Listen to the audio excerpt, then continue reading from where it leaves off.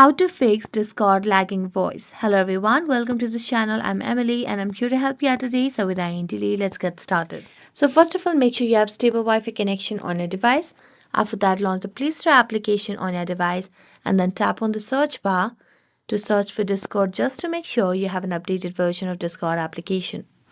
So here you can see there's no option of update, which means we have the latest version of Discord application. So we're going to go back to the home screen and swipe up to the app list and make a long press on Discord. So tap on app info over here. And as you tap on app info, you'll be able to see different options. So just scroll down and tap on clear data option.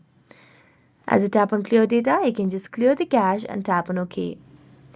Now you can relaunch the Discord application and also you can go and check on the settings over here or on the app info and then tap on app permissions and make sure you have a toggle on the option of microphone. So now you can just relaunch the Discord application and this might help you fix the issue. So thank you so much for watching this video and see you next time.